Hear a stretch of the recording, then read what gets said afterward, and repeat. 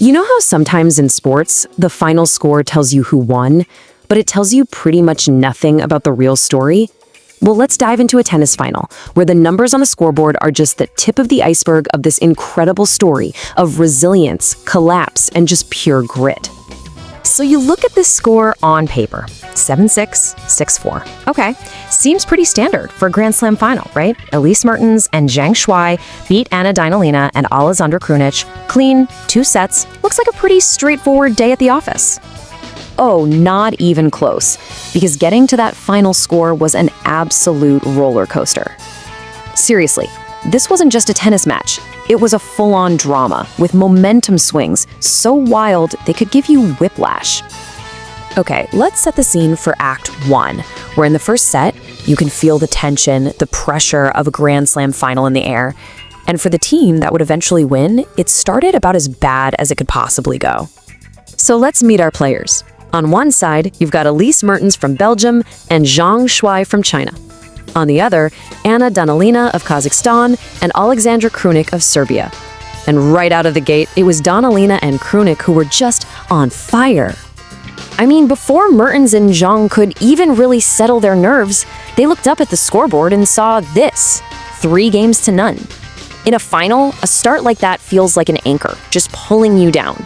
The pressure builds with every single point. And it got worse. A little while later, they were down 4-1. At this point, they are totally on the ropes, they can't find any rhythm, and it honestly looks like the first set was a lost cause. For most teams, that's just too big a hole to climb out of. But this is where things get interesting. This is where champions show you what they're made of. They just dug in. They started scrapping for every single point, clawing their way back 1 game at a time. And you could feel the whole vibe of the match just start to shift. And incredibly, they did it. They battled all the way back, they forced a tiebreak, and they won the set. From being down 4-1, they stormed back to take it 7-6. I mean, wow. The mental toughness it takes to pull that off is just, it's off the charts.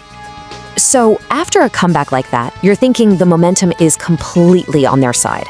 The second set should be a victory lap, right? A nice, easy finish?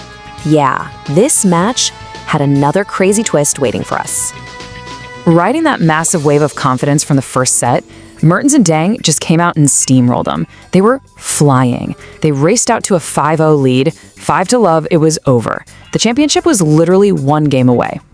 At this point, nobody's asking if they're gonna win, just win. They had championship points on the board. It felt like a total foregone conclusion. But then, something absolutely wild started to happen. First, Dinalina and Krunic saved the championship points. Okay, then they managed to win a game. And then, another one. Wait a minute, and another one. Suddenly, the champions in waiting are looking shaky, that huge lead is vanishing, and after 4 straight games against them, the score is an unbelievable 5-4. The entire stadium was just holding its breath. The team that pulled off that amazing comeback in the first set was now teetering on the edge of a historic collapse in the second. Was the ultimate plot twist about to play out right in front of us?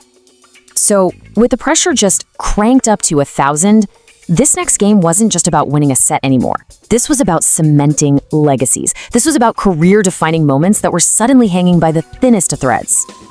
And they held on. Mertens and Zhang finally stopped the slide, they found their nerve when it mattered most, and they closed out the match, winning that final game to take the set 6-4. The relief, the absolute joy, you could see it all over their faces. They had survived, becoming Australian Open champions. And this win was just massive for both of them. For Elise Mertens, this was her 6th major doubles title, and it shot her right back up to the world #1 ranking. And for Zhang Shuai, it was her 3rd Grand Slam title and her 2nd time winning it all in Melbourne.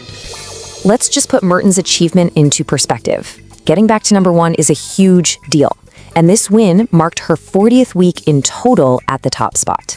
It was also her 3rd doubles championship at the Australian Open alone. That is some serious consistency.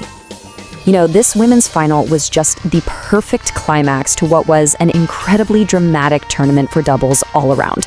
Let's take a quick look at how the other finals shook out.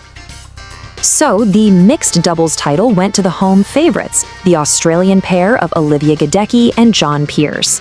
And in the men's doubles final, you had another Aussie team, Jason Kubler and Mark Polmans, going up against Christian Harrison from the US and Neil Skupski from Great Britain. So it was just a fantastic tournament for doubles, and especially for the home crowd. I mean, having Australian players in the final of 2 out of the 3 events, that kind of local energy always makes a Grand Slam feel that much more special. And that brings us right back to the beginning, doesn't it? Years from now, when we look back on this match, are we going to see the 7-6, 6-4 score? Or are we going to remember that heart-stopping comeback, that unbelievable near collapse, and the incredible fight that made this whole thing so much more than just a bunch of numbers?